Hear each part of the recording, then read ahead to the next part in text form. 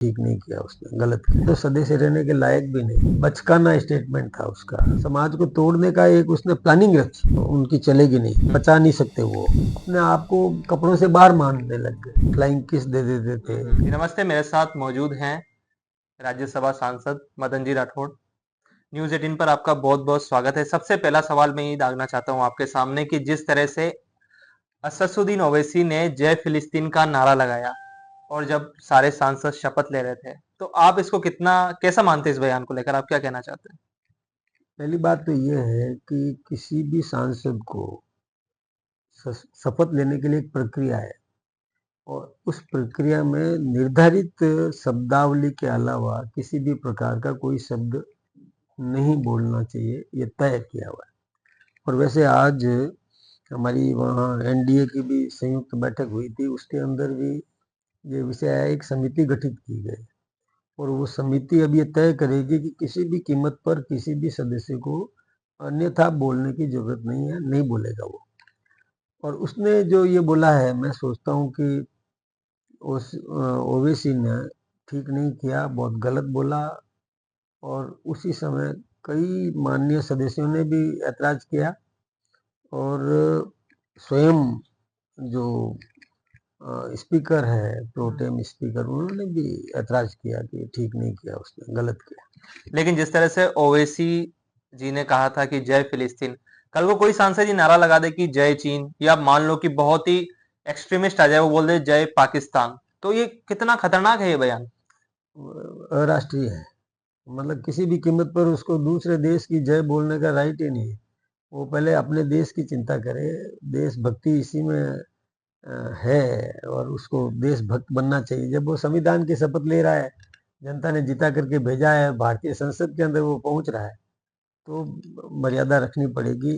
और contradictory statement हो गया ना, एक तरफ तो वो शपथ ले रहा है कि मैं यहाँ के संविधान की रक्षा करूंगा, और जिस पद को मैं ग्रहण करने वाला हूँ उसके कर्तव्यों का शुद्ध अंतःकरण से निर्वहन करूंगा, और दूसरी तरफ वो विरोधी वक्तव्य दे रहा है, उसी समय तत्काल इमीडिएट दूसरे देश की जय बोलता है। तो मैं सोचता हूँ कि वो वैसे तो सदे से रहने के लायक भी नहीं। वैसे एक बार आरएसएस प्रमुख मोहन जी भागवत ने कहा था कि हमारे देश के युवा पीढ़ी को भारत माता की जय बोलनी चाहिए। उसके बाद असदुद्दीन ओवैसी का एक बयान आता है, और बयान ये आता है कि चाहे मेरी गर्दन पर कोई छुरी ही क्यों ना रख दे, मैं भारत माता की जय नहीं बोलूंगा। उसके उलट ना वो सभा कर रहे थे, ना वो लोगों को संबोधित कर रहे थे, वो संसद के अंदर उन्होंने जय फिलिस्तीन बोल दिया। भारत माता की जय तो उन्होंने बोला नहीं, लेकिन उल्टा उन्होंने जय फिलिस्तीन उन्होंने कहा कि, लेकिन उसके बाद जब बाहर पत्रकारों ने जब उनसे सवाल पूछा कि आपने जय फिलिस्तीन क्यों बोला, तो कहा कि मैंने उन लोगों के लिए सॉलिडेरिटी दिखाई, यानी मैं उन जहां पर फिलिस्तीन के अंदर लोग मर रहे हैं तो मैं उनके साथ खड़ा रहने के लिए एक तरह से मैंने सहानुभूति प्रदर्शित करी संसद के अंदर। क्या संसद के अंदर किसी अन्य देश के प्रति जय लगाकर जिस दिन आप शपथ ग्रहण कर रहे हैं, आप सहानुभूति बटोर सकते हैं? मतलब ये तो बचकाना स्टेटमेंट था उसका। हम्म वो सफाई भी नहीं दे पाए, और हम्म सफाई देने लायक सब मतलब स्थिति भी हम्म नहीं थी। हम्म बहुत गलत किया उसने। मैं इसको राष्ट्रीयता नहीं मानता। वो मतलब अराष्ट्रीय गतिविधि में शुमार है, बोल ही नहीं सकता, कभी भी नहीं। और वहां तो बोलना ही नहीं है उसको। यदि किसी देश के प्रति सहानुभूति हो, हम्म तो भी ये वहाँ जताने की जरूरत नहीं है। पहले इस राष्ट्र के प्रति अपनी तन मन धन से समर्पित हो, बताए।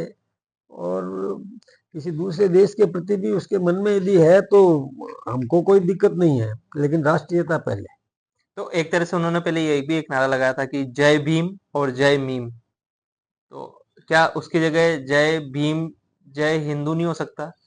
नहीं क्या नहीं, देखिए वो जय भीम, क्या वो भीमराव अंबेडकर को सिर्फ एक तराजू में तोल दिया उन्होंने तो वहां नहीं पे? नहीं नहीं, उसका षड्यंत्र है।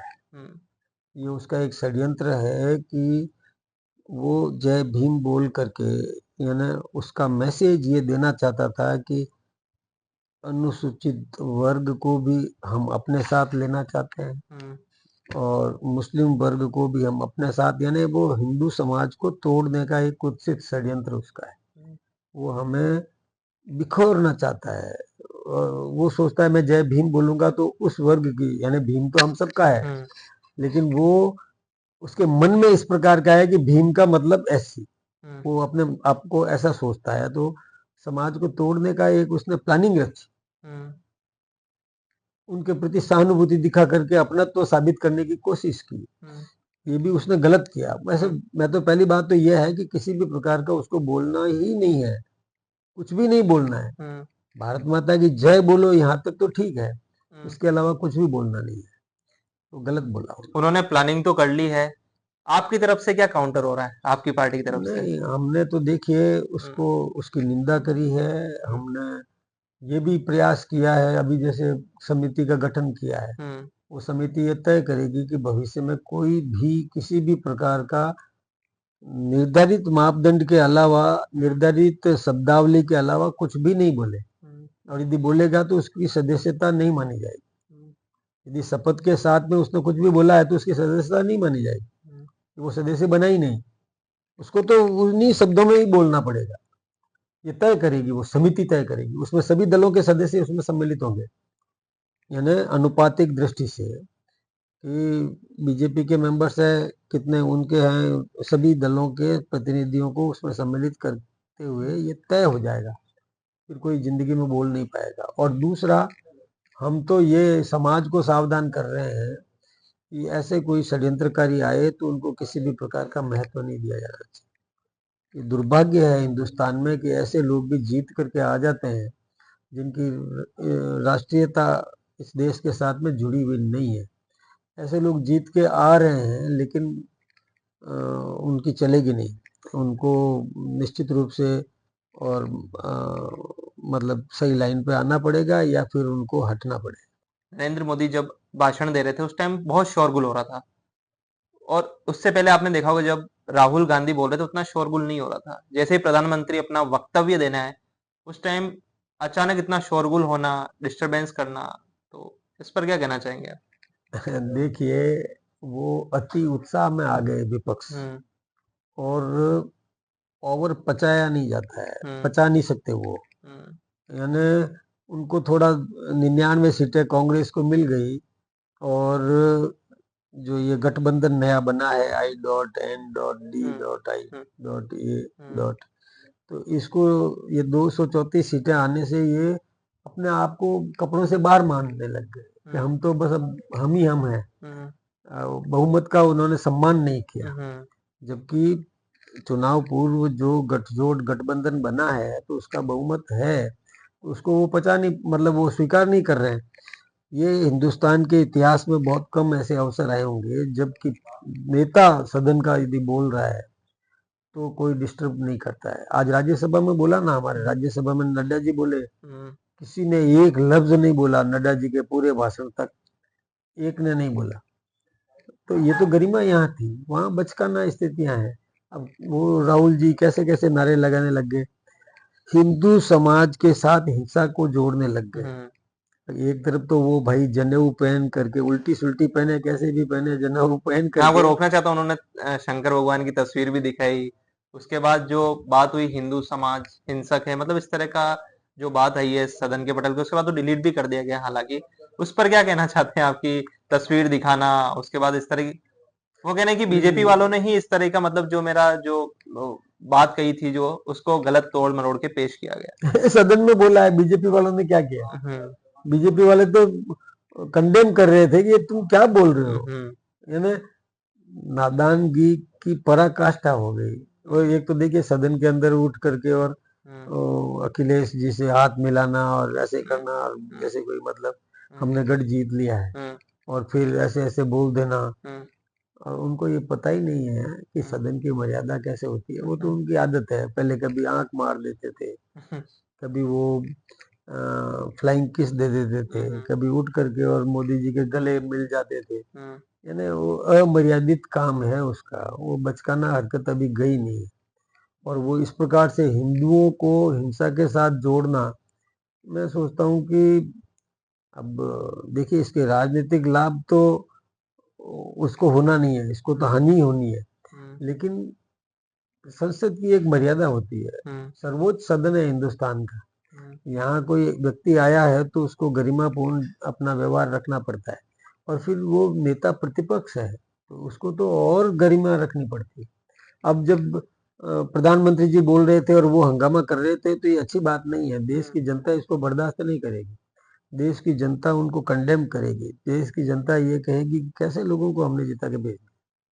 जो संसद की है ना मर्यादा यहाँ नहीं रख पाते, वो क्या अपने दैनिक जीवन में किस प्रकार का व्यवहार करते होंगे।